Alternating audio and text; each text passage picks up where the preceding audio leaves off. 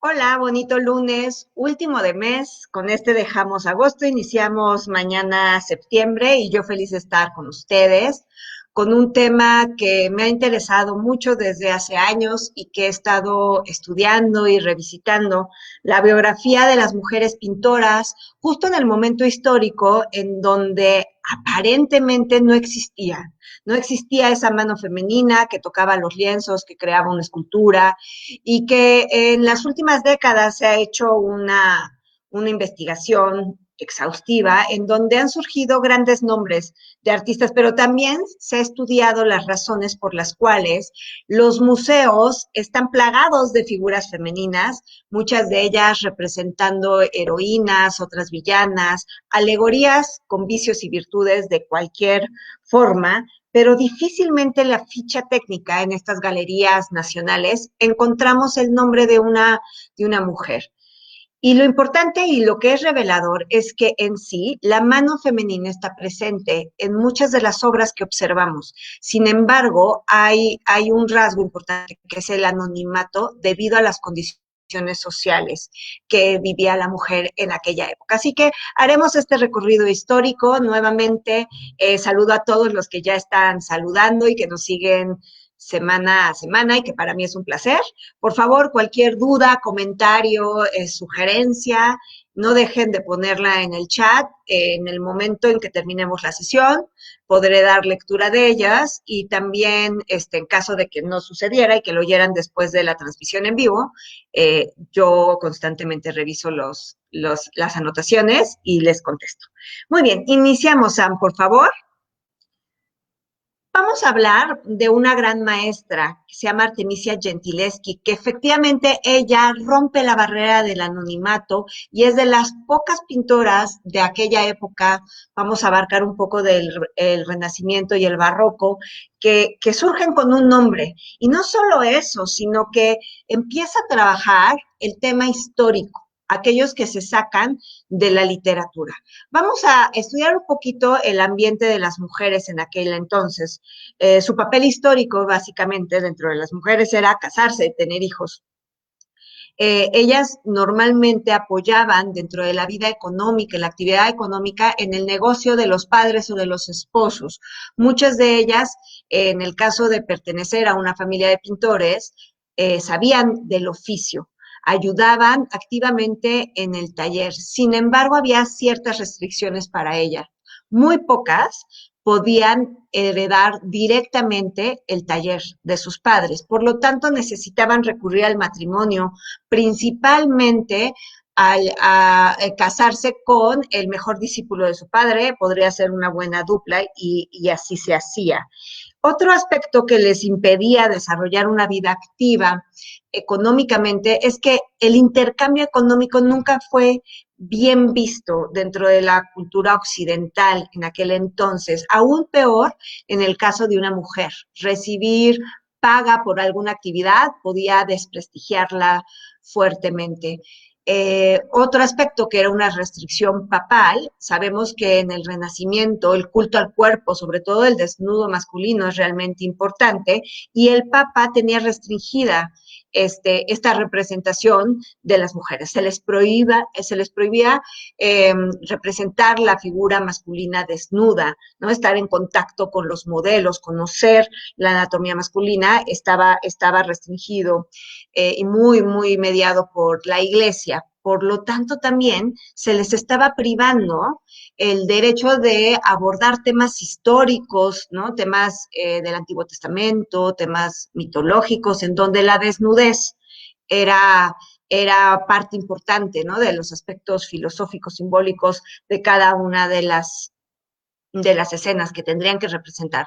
Otro aspecto que también les dificultaba, si ya eso no era bastante, es que las academias no aceptaban a las mujeres, ¿no? Eran muy pocas las academias o eran muy pocas las mujeres que lograban ser miembros de las academias. Entonces, difícilmente iban a poder tener una formación en este tipo de instituciones y cuando se formaban muy bien y tenían grandes dotes y grandes habilidades, pues simplemente trabajaban bajo el servicio de sus padres o de sus esposos. ¿Qué sucede con Artemisia Gentileschi? Que que pasa esas barreras, ¿no? Sobresale y su nombre brilla. En realidad le acontece algo que es más allá de su gran genio, de su gran habilidad, como lo muestra esta magnífica obra que representa a Betsabé, aquella mujer que ya conocemos en la obra Bajo la mirada de Rembrandt, ¿no? Este hermoso desnudo que despierta el deseo del rey David. Lo que le sucede a Artemisia es que siendo muy joven, se forma con su padre, que se llama Horacio Gentileschi, que era un seguidor, admirador de Caravaggio, y que en el momento en que ella muestra inquietud por el aprendizaje de la perspectiva, se le encarga a Agostino Tassi, que es un maestro, un paisajista, amigo igual de Horacio, que la reciba como discípula, con la desfortuna que Agostino Tassi abusa de ella. Y aquí entendamos bien lo que está sucediendo en términos sociales. Aquí lo que es realmente sorprendente y que pues resulta desgarrador no es tanto que haya sido el problema el abuso sexual de Agustino hacia Artemisia, sino que éste no reparara el daño casándose con ella. ¿Por qué? Porque Agustino ya estaba casado y no podía tomarla como esposa. Entonces es cuando Horacio Gentileschi enfurece y lo demanda, lo denuncia e inicia un gran juicio que se convierte en un juicio mediático en donde en realidad la que sale desprestigiada es Artemisia, ¿no? La defensa de Agustino hace énfasis, digamos que exhibe y difama, ¿no? La vida íntima de esta joven artista con tal manera que le quita cualquier posibilidad de insertarse con una mujer, como una mujer respetable, y le da la posibilidad, al fin y al cabo, de desarrollarse libremente en su profesión, ¿no? Entonces, de alguna manera se le libera del grillete de ser mujer, mujer respetable que tendrá que comportarse bajo este esquema, y tiene la libertad de fundar su propio taller, de que le encarguen a ella directamente las obras, que ella reciba una paga por las piezas que ella hace y que inclusive pues se dedique profundamente a los temas históricos, ¿no? Entonces, vemos que esa condición muy particular y completamente personal y que se llevó al ámbito público hizo de Artemisia una artista libre con grandes, digamos, costes sociales, ¿no? Pero que le permitió esa libertad de viajar, pintar y administrar su taller. Aquí vemos que también tiene un aspecto muy interesante cuando rescatamos la pintura de las mujeres, es que, como les había dicho, cientos y cientos de museos aparecen miles y miles de figuras femeninas en desnudos representando heroínas y villanas. Ella va a tener la gran prerrogativa de ser esa heroína, ¿no? De ser esa alegoría a la vez, ¿no? Ser representada y representarse a sí misma adoptando estas posturas. Así que vemos un autorretrato de ella en donde se representa a sí misma como Betsabé, ¿no? Ya en una terraza, lista para ser mirada y deseada por el rey David, y que con eso conllevará una serie de tragedias que tarde o temprano el pueblo y Dios los castigarán. Siguiente, por favor, como lo hemos visto en la obra de Rembrandt. Otra escena muy importante e interesante es Susana y los viejos. Sale del libro de Daniel, en donde dos viejos que se dedican a impartir justicia, son jueces, observan a la bella Susana que toma un baño en el lago y que inmediatamente ellos la ponen en un dilema, ¿no? Dicen que tiene de dos: o ceder ante los deseos carnales de estos dos ancianos, o enfrentarse a la difamación pública, porque en el caso de que ella se niegue ante los deseos de ellos se encargarán de decir a todo mundo que que ella se les entregó, ¿no? Y entonces con eso enfrentará la difamación pública. Y ella prefiere de manera estoica no ceder y enfrentar la difamación pública, y está a punto de ser lapidada porque estos dos personajes son eminencias, y en ese momento entra Daniel a ayudarle y le pregunta a estos dos viejos para corroborar las versiones bajo qué árbol estaban cuando la encontraron. y los dos dan respuestas distintas, por lo tanto revelan que era una falsedad y los que son ajusticiados son ellos. Aquí vemos nuevamente Artemisia representándose a sí misma desnuda, rechazando la propuesta de estos dos ancianos, ¿no?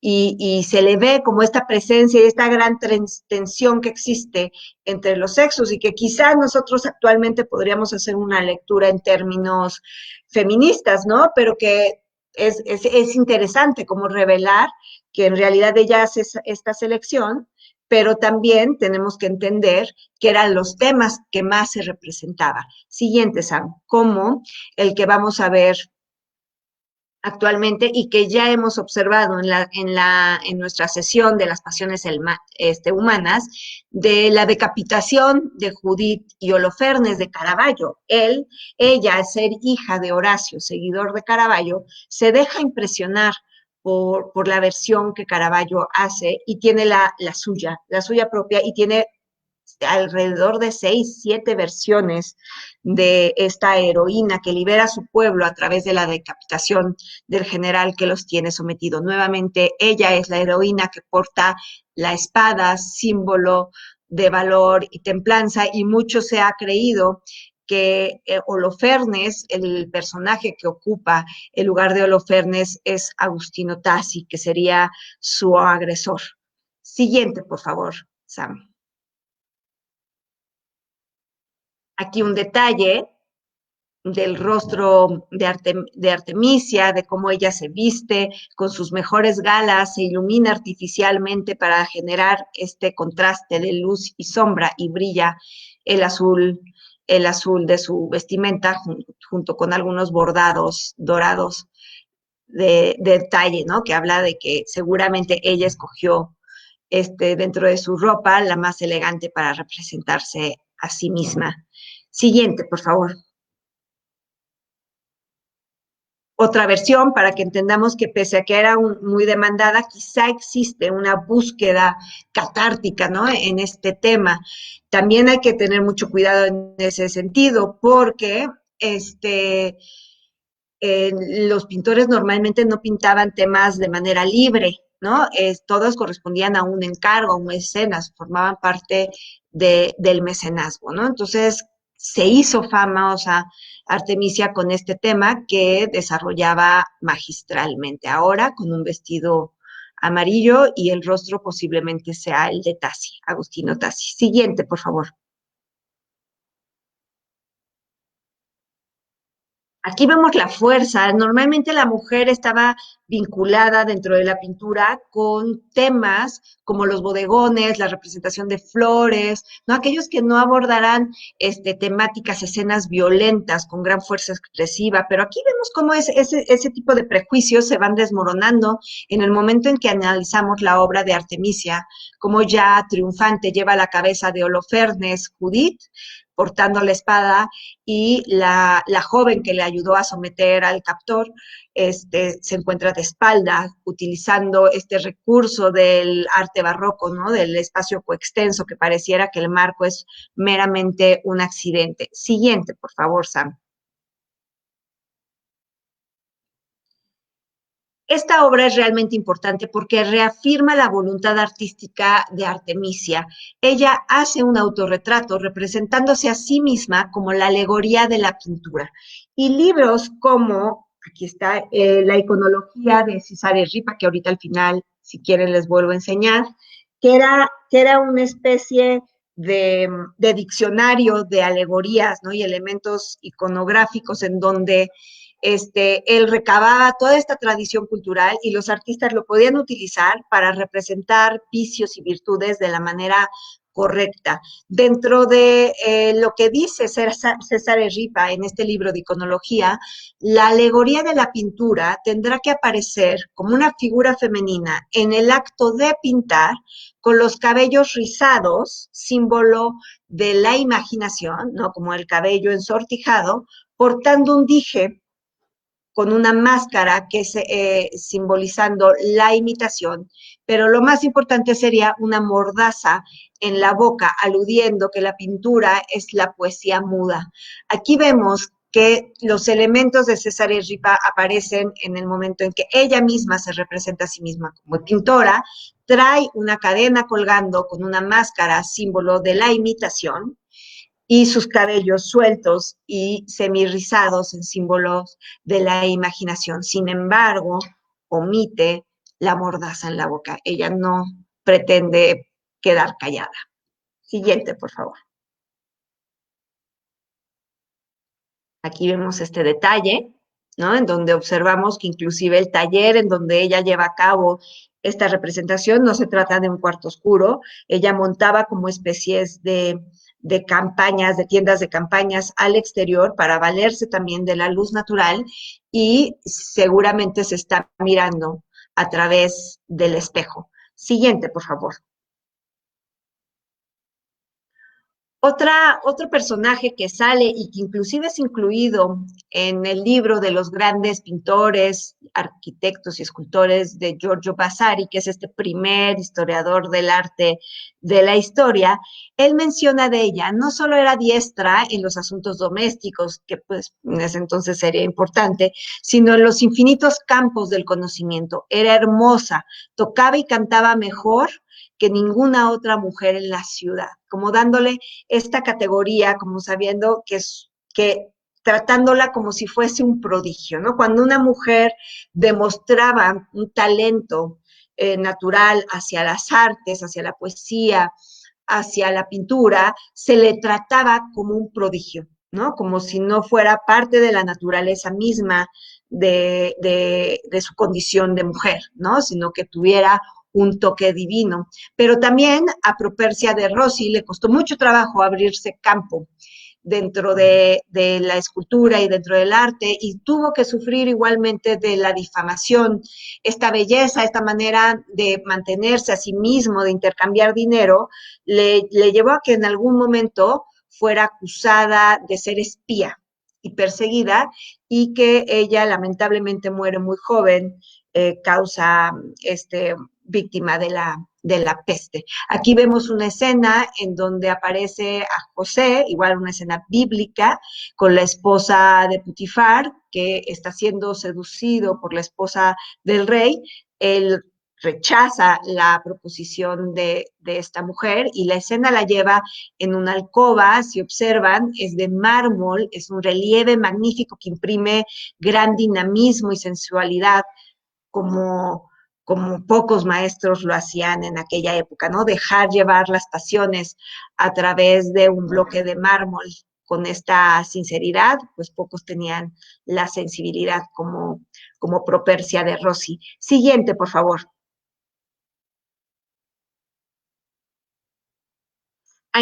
Sofonisba Anguissola será otra joven que ya en su época tuvo mucha fama, pero ella tiene otras condiciones distintas de ser pintora. Su padre era un noble venido a menos, que tenía muchas hijas. Entonces, él tenía el gran problema de encontrarles un matrimonio, una vida de bien, cuando no tenía la suficiente riqueza para pagarles dotes y arreglar matrimonios importantes. Entonces, él tiene la idea muy hábil de dotar a sus hijas de grandes habilidades, de prepararlas en todos los campos del conocimiento, ya fuera la literatura, la poesía, la costura, la pintura, sabían tocar muchos instrumentos y de esa manera poderles conseguir un matrimonio que era pues la institución, ¿no? Los caminos que podía seguir una mujer principalmente era casarse o ingresar a un convento, ¿no? Entonces, él hace eso y prepara a sus hijas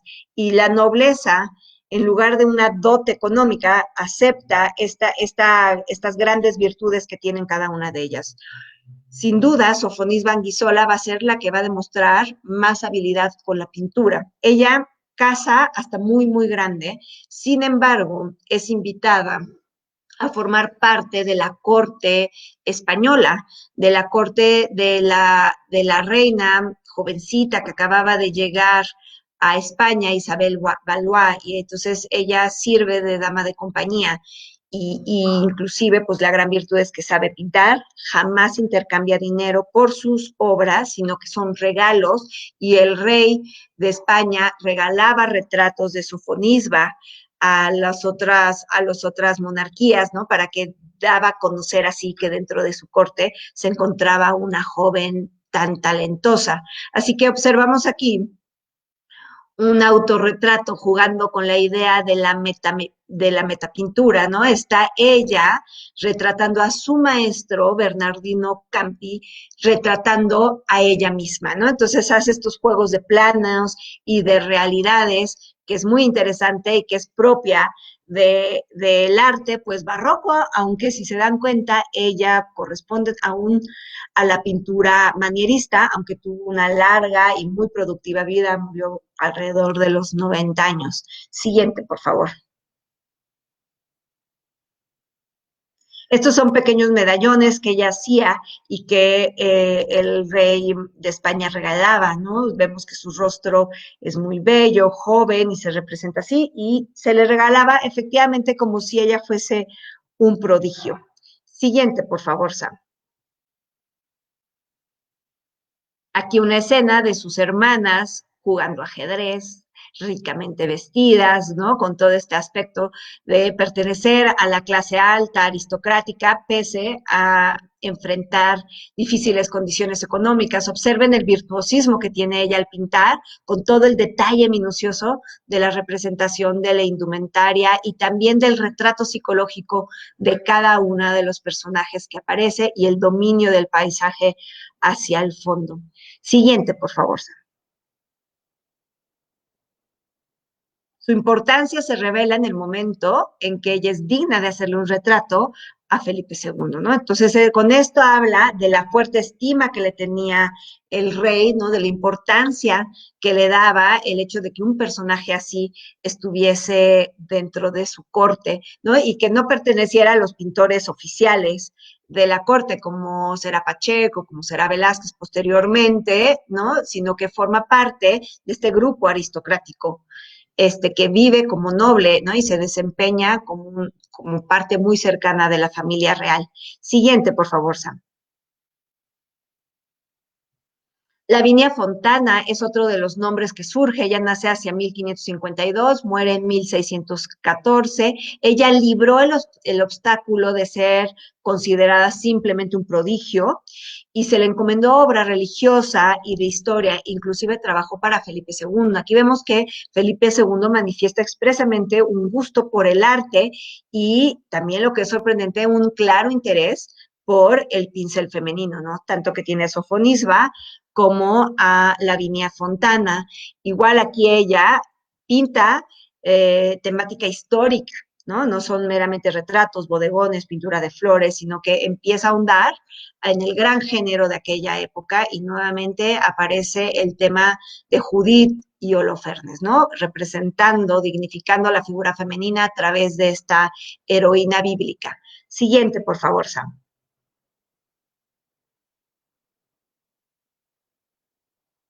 Otro que pues correspondería más como a este aspecto de desarrollarse como pintora de mujeres es el retrato, y en este caso el retrato de un recién nacido en una suntuosa cunita, ¿no? Que vemos que tiene hasta un dosel, marquetería finísima y se le representa con una visión muy, muy tierna, ¿no? De escasos días de nacido este retrato de un niño con el claro oscuro que nos revela ya un interés que va hacia la pintura naturalista del primer barroco. Siguiente, por favor.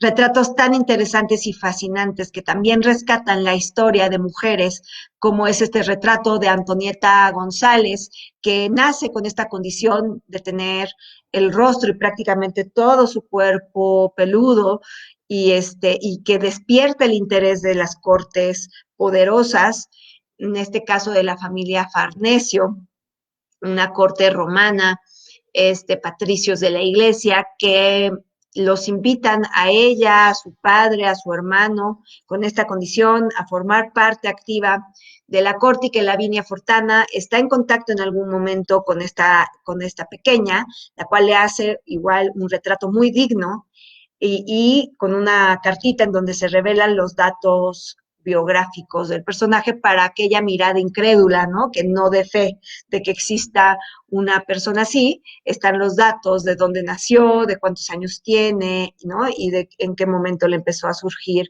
esta condición que despertaba el interés de un mundo muy plural y diverso, alejado a los cánones clásicos de belleza. Siguiente, por favor. Otra artista importante que permaneció soltera, en algún momento se casó, pero tarde o temprano disolvió su matrimonio y amasó una gran fortuna en las ventas de sus miniaturas y naturalezas muertas, va a ser Giovanna Garzoni. Ella sí se va a dedicar al arte, al pincel femenino, por decirlo, por tradición, ¿no? Ella va a abordar más escenas de bodegones, de perritos, de frutas, con una viveza y una traslucidad. Si quieres, podemos pasar a la siguiente para que vean. Este carácter traslúcido de sus gráficos gustaban mucho al público y llegaban a pagar grandes cantidades de dinero, ¿no? Entonces ella logró esa independencia, pero pintando propiamente lo que se acostumbraba que pintaban las mujeres, ¿no? Cuando lo hacían de manera quizá autodidacta y por un mero pasatiempo. Aquí observamos un perrito suntuoso. ¿Por qué? Porque se ve que es un perro exótico. Yo diría parece un chihuahueño con las orejas caídas, pero es más bien un perro originario de China. Entonces, el hecho de ya tener un perro que proviene de China, está hablando del poder adquisitivo que tienes. Por otro lado, el hecho de que el perrito tenga pequeñas dimensiones y que solo sea lo que hoy decimos un perro faldero, todavía tienes más dinero porque no cumple ninguna función, ¿no? Más que de ornato o acompañamiento. Entonces se convierten en símbolos de poder este tipo de perritos que aparte le ponen un cascabelito para que lo oigas venir junto con una porcelana igualmente china, unos pastelillos ahí y la presencia de la mosca, como aludiendo siempre a la fugacidad de la vida, ¿no? Que todo esto, que es vanidad, será breve, pero mientras está, nos dota de seguridad. Siguiente, Sam, por favor. Otra representación de esta Giovanna Garzoni, ¿no? Estas maravillosas cerezas en una refractario de origen chino, ¿no? En estas porcelanas, esta calidad que tiene a la hora de pintar, con esta sensación traslúcida de cada uno de los elementos, la hizo realmente famosa y son pequeñas diminutas. Siguiente, por favor. Unos higos ya maduros, abiertos, que se le antoja al paladar, ¿no? De cualquiera de las miradas que dirigen estas piezas y que le hicieron muy, muy famosa a Giovanna Garzoni. Siguiente, por favor. Raquel Rich, que era hija de un taxidermista fascinante que se llama Frederick Rich y que colaboraba con él, ella siempre exigió las más altas tarifas y siguió pintando después de casado con 10 hijos, ¿no? Ella se administraba para poderlo hacer, pintaba propiamente lo que se pinta en el norte de Europa durante el barroco, que son bodegones, floreros, paisajes, toda esta naturaleza muerta, que lo que es muy interesante es que estos temas que eran propiamente del ámbito de lo femenino, en el momento en que en el norte de Europa se prohíbe la imaginería religiosa por las creencias de la Reforma, los pintores hombres empiezan a incursionar dentro de esta pintura, como lo hace la familia Bruegel, ¿no? Y que ya hemos inclusive analizado algunos buquets, y Raquel Rich lo hace igualmente magistral, en donde nos representa a las flores tan suntuosas como el tulipán, que igualmente ya hablamos de la tulimanía que se vivió en aquel entonces, ¿no? Y el gran poder que tenían los bulbos, tanto que quebraron el sistema económico holandés en algún momento. Siguiente, por favor, Sam. Y por último, quisiera mencionar un dato muy interesante, que es el nombre que surge bajo sistemas todavía más cerrados, que era el sistema gremial y de los talleres de la Nueva España y ¿no? de este nuevo territorio que se empieza a conformar de manera occidental, y cómo surge el nombre de Isabel de Santiago. Ella es hija de un pintor mestizo, Miguel de Santiago, eh, y de la dama Andrea Cisneros, que ella era de origen español y familiar de la primera santa ecuatoriana, ¿no? Entonces, obviamente la temática que va a abordar Isabel de Santiago va a ser la temática religiosa, pero llena de flores y de una cornucopia. Este arcángel carga en sí mismo una cornucopia de la bonanza que escurre flores y que deja un trayecto floral maravilloso. Ella logra heredar el taller de su padre sin la necesidad de una figura masculina, aunque se casa, tarde o temprano ella es la encargada y recibe obras de manera directa. Entonces son de estos nombres que salen del anonimato, pero que nos reflejan que la actividad femenina estaba muy presente en todos los talleres de los artistas, pero que debido a las condiciones sociales no podían salir porque había un costo importante, ¿no? En el momento en que una mujer decidía romper los esquemas o las propias circunstancias de la vida lo obligaban, pero estaban presentes, así que pese a que en los museos veamos las fichas técnicas con nombres masculinos, tenemos que estar conscientes que siempre habrá un pincel femenino que está detrás de manera subyacente. Hoy en día ya las condiciones son muy distintas, ¿no? Y las mujeres podemos abarcar cualquier área del conocimiento, sin embargo, también todavía hay como un gran trecho que pelear y que visibilizar. Este, Quisiera dar lectura de algunos comentarios. Este, no sé si Sam me vaya a pasar algunos o los voy leyendo. Aquí está. Excelente, muchas gracias. ¿Qué nos puede comentar acerca de Frida Kahlo? Sí, en el caso de Frida Kahlo es un caso fascinante. Sin embargo, las condiciones ya estaban dadas. Se estaba viviendo un mundo de modernidad, ¿no? En donde la mujer quería ocupar cada vez más áreas de la vida activa, ya había movimientos feministas, también hay que entender que era una condición en donde, aunque Frida Kahlo participó activamente dentro de la política, en algún momento todavía no están las condiciones para que las mujeres votaran, ¿no? Entonces, su arte se hizo evidente. Aquí todavía podemos ver cómo hay ciertos vínculos con la línea patriarcal, ¿no? Con la figura de Diego Rivera, aunque su pintura es autónoma, y hoy en día, debido a la búsqueda, ¿no? De estas mujeres pintoras, pues se encuentra dentro de las artistas más famosas mundialmente, ¿no? Entonces ella corresponde a otra realidad histórica igualmente fascinante, ¿no? Y también nos revela que son pocos nombres las mujeres que pintan, pero ya lo hacen con una voluntad artística, con las ganas de asumir los riesgos que esto conlleva, como la magnífica Nahui Olin, igualmente, que podríamos también hablar un poco de Leonora Carrington, de Remedios Varo, que ya le dedicamos en algún momento una sesión, ¿no? Entonces ya empiezan a surgir de María Izquierdo, ¿no? Entonces ya empiezan a surgir un sinfín de nombres importantes dentro de esta nueva realidad histórica, ¿no? Que acontecía a finales del siglo XIX, principios y mediados del XX, ¿no? Entonces son las grandes precursoras, mujeres valientes que abrieron una brecha, ¿no? Y que gracias a ellas nosotros tenemos unas mejores condiciones de vida, ¿no? Estamos en deuda con todas estas mujeres de hacer una sociedad más justa.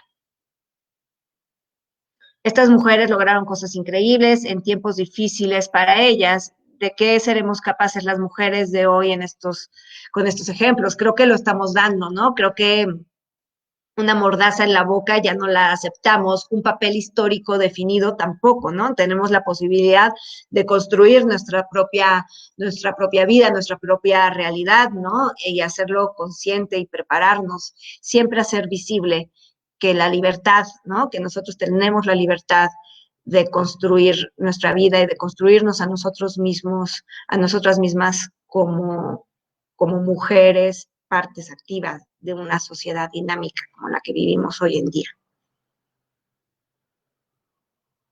Saludos desde Oaxaca. Las mujeres siempre han estado presentes y siempre lo estarán por un equilibrio en todos los aspectos, porque cada uno, sea hombre o mujer, tenemos cualidades que podemos amalgamar y superar cada reto. Estoy totalmente de acuerdo, la mujer nunca desapareció de la historia, ¿no? Lo que pasa es que muchas veces cuando la pluma es masculina, ¿no? Cuando el sistema ha sido predominantemente patriarcal, en algún momento hemos quedado relegadas de la historia, de la palabra escrita, de aquello que se recuerda, pero dentro de la vida diaria, la mujer siempre ha estado muy, muy activa, ¿no? Y que en algún principio, cuando inició la modernidad, esto supuso grandes dificultades a la mujer, mucho más que en las condiciones de la Edad Media, ¿no? Pero que hoy en día, pues, gracias a las leyes, gracias a la voz de las mujeres y también a la conciencia de la mirada masculina como una sociedad integral, pues hemos podido abarcar, ¿no? Nuevos horizontes, aunque todavía creo que hay un camino fuerte por recorrer. Hay registros de pintoras mujeres mexicanas de esa época, sí, no hay, son muy pocos, seguramente puede haber algunas, hijas, ¿no? Que trabajaron dentro de los talleres, pero un caso como el de Isabel de Santiago es escasísimo, ¿no? Quizá ella mucho más vinculada con la imagen de la santa ecuatoriana y que ella se dedicaba a la pintura sacra y que el hecho de que su papá fuera un mestizo y su mamá de origen español, pues tarde o temprano dio la posibilidad que una figura así brillara, ¿no? ¿Por qué? Porque el papá no tenía todas las condiciones sociales, pese a que era famoso. Entonces, es una serie de conjunciones que dan figuras así, pero dentro de la historia, pero no quiere decir que no exista. Déjame investigar, voy a investigar más profundamente. Muy interesante, me recuerda el libro de ellas mismas, de Ángela Caso. También hay un libro muy bonito de una historia propia, la historia de las mujeres, de Bonnie Anderson, que nos rescata todos los aspectos, ¿no? De la vida diaria de las mujeres desde la Edad Media hasta la actualidad, hasta el siglo XX.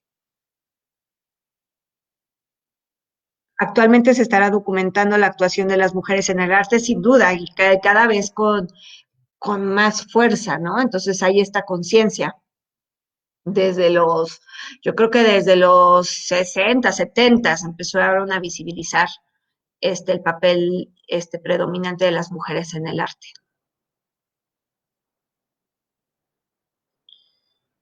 Gracias por compartir, ha sido una bella presentación y estudio. En cada uno de los casos, cada una hizo un autorretrato de sí mismo. ¿Qué significa o qué carga simbólica tiene que una mujer en un contexto realice la representación de sí misma? Esa es la reafirmación, ¿no? De la importancia que tiene ella como persona, como artista, como mujer, ¿no? Entonces, en el caso de Artemisia, que veo que traes de imagen, el hecho de representarse a sí misma como la alegoría de la pintura, ningún otro artista masculino lo puede hacer, ¿no? ¿Por qué? Porque esto dentro de la iconología de César Rip indica que es una figura femenina.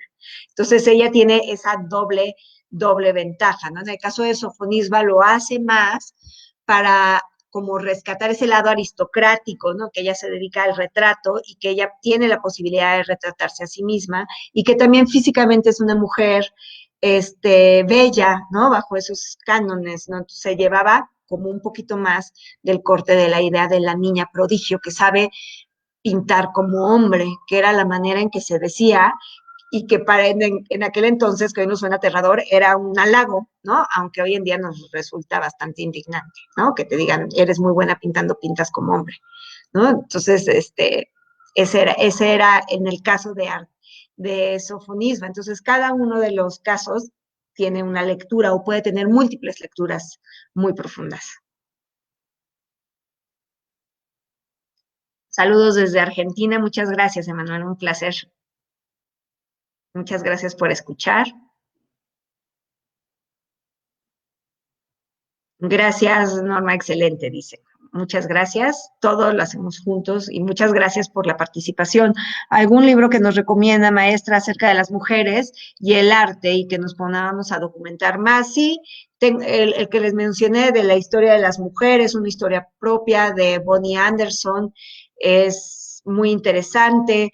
Linda Nochlin también hace estudios profundos, Judith Leister, En fin, hay una serie ya de mujeres que empiezan a rescatar la historia de las mujeres en el arte y sobre todo también hacer historia del arte con una escritura femenina, ¿no? Que eso también podríamos luego ver un caso fascinante de un estudio de una escultura prehistórica de la Venus de Willendorf, y cómo cuando cambias la lectura y lo haces a partir de la mirada femenina, cambia radicalmente la interpretación, ¿no? Entonces, se está en eso, se está tratando de adoptar una historia del arte desde la pluma femenina, ¿no? Que también eso sería muy interesante, ver los distintos ángulos que se tienen, las distintas perspectivas, ¿no?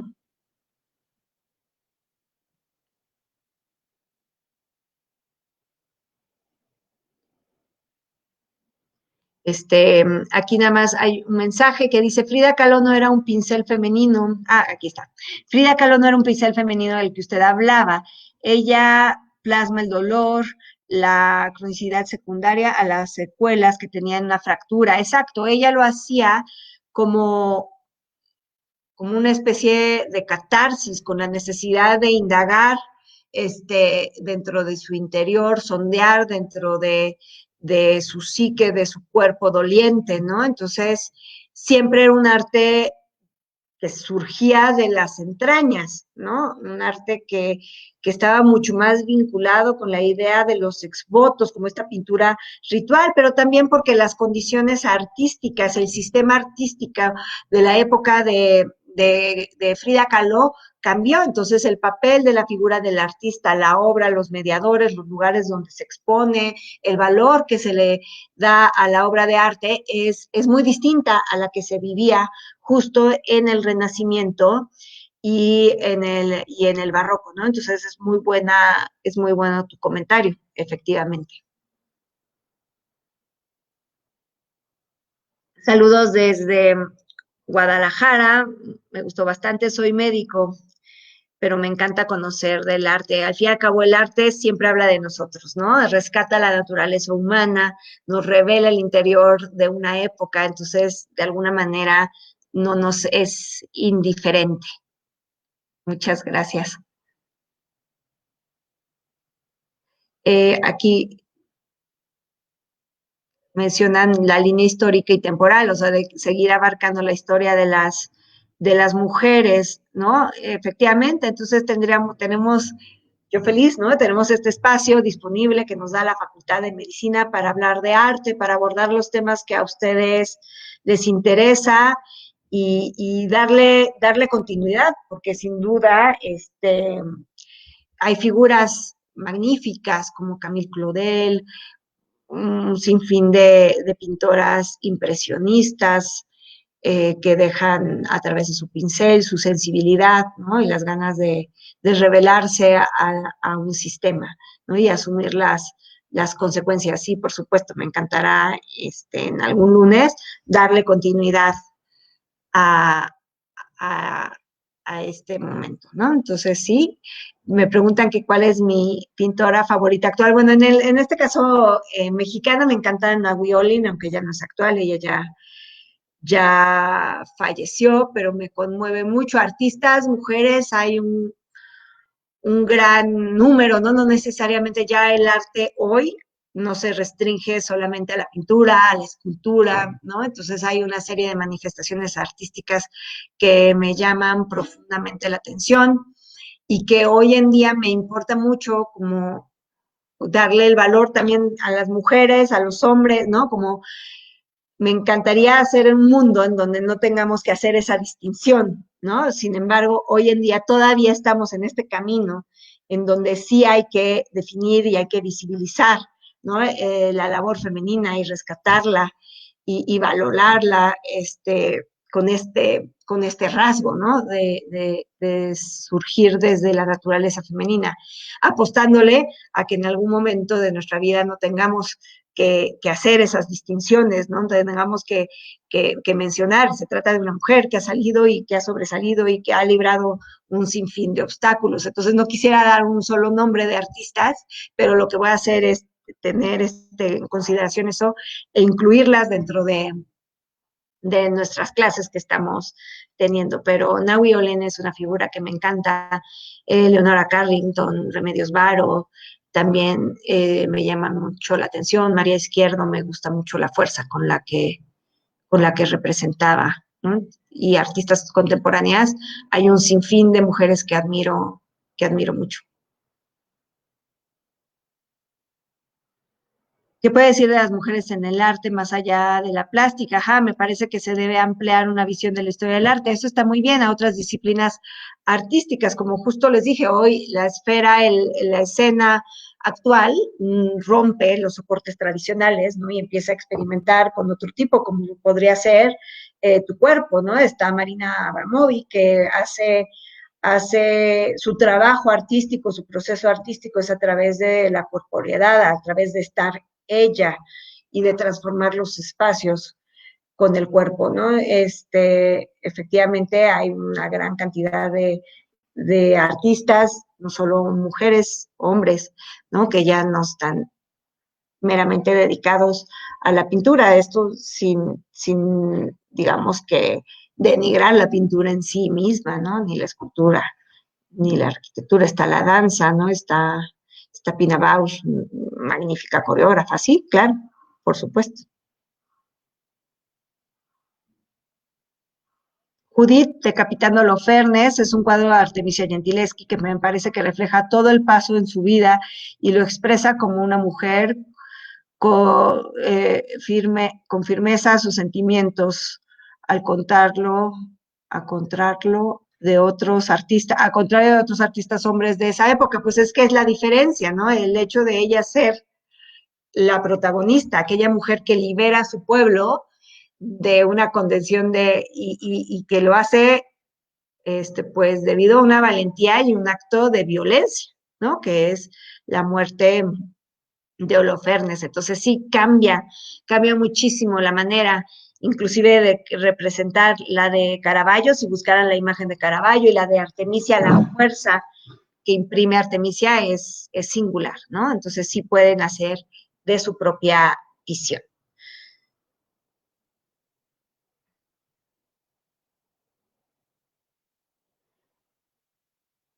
Podremos ver muralistas y sin duda podemos dedicarle una sesión al muralismo mexicano. Claro que sí. Tema mujeres impresionistas es padrísimo. Sí, por supuesto, podemos también dedicarle. Muchas gracias por darme ideas para estos lunes. Sin duda. Los varones pintores en aquella época también percibían a aquellas mujeres como figuras prodigiosas o fomentaban algún tipo de disgusto. No, o sea, una figura femenina famosa siempre iba alertar a un hombre, ¿no? La iba a sentir como una amenaza si es que salía, ¿no? Y se le conocía, se le reconocía dentro de la esfera artística, ¿no? En el caso de pintoras como Artemisia, que pintaban en el taller de su padre, pues no, eso era muy bueno que la niña pudiera pintar, ayudar al negocio familiar, ¿no? Y esto pues significaba grandes ventajas porque no había que pagarle un sueldo, ¿no? Era tu hija, ¿no? Entonces esa era una cuestión.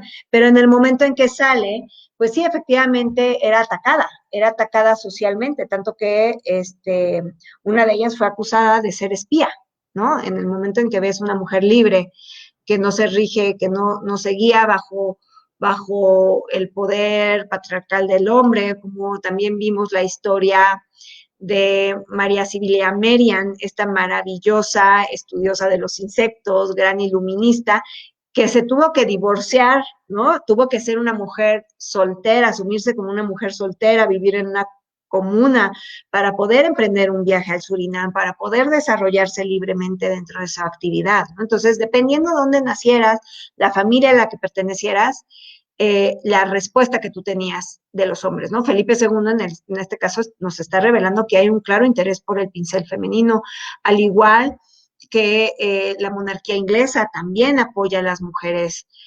pintoras. En Francia, la pintora más importante, María Antonieta, va a ser mujer, ¿no? Entonces, pues cada caso será distinto.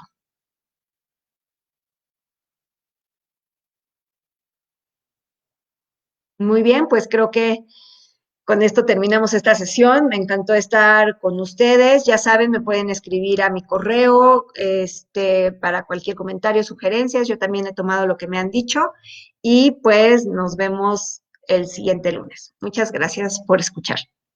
Hasta luego.